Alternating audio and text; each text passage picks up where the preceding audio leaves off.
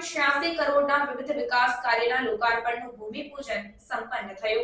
નડિયાદ સ્વામિનારાયણ સંપ્રદાયના યાત્રાધામ વડતાલ ખાતે 5.86 કરોડના વિવિધ વિકાસ કાર્યોનું લોકાર્પણ અને ભૂમિપૂજન કાર્યક્રમ લોકપ્રિય ધારાસભ્ય પંકજભાઈ દેસાઈના હસ્તે સંપન્ન થયો હતો. આ પ્રસંગે વડતાલ મંદિરના મુખ્ય કોઠારી ડોક્ટર સંત વલ્લભદાસજી સ્વામી તથા અન્ય સંતોની ઉપસ્થિતિમાં મંગલાચરણ સાથે આ કાર્ય સંપન્ન થયું હતું. વિકાસ કાર્યોની વિગતો જોઈએ તો શ્રી હરિકૃષ્ણ મહારાજ પ્રાથમિક કુમાર શાળાનું ભૂમિપૂજન થયું.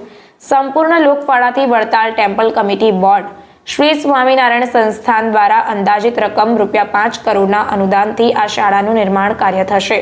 આ ઉપરાંત અક્ષર નિવાસી સ્વર્ગીય મંગળાબેન શશિકાંતભાઈ પટેલ જન આરોગ્ય કેન્દ્ર તથા કિશોરી કલ્યાણ કેન્દ્રનું લોકાર્પણ ઉપરાંત શશિકાંતભાઈ રામભાઈ પટેલ પરિવાર તરફથી ₹51 લાખના ખર્ચે નિર્મિત કેન્દ્રનું લોકાર્પણ કરવામાં આવ્યું હતું. આ ઉપરાંત વડતાલ સેવા સહકારી મંડળી લિમિટેડના ₹35 લાખના ખર્ચે નિર્મિત થનારા નવા મકાનનું ભૂમિપૂજન કરાયું હતું. આ રકમ મંડળીના સ્વભંડોળમાંથી વાપરવામાં આવશે.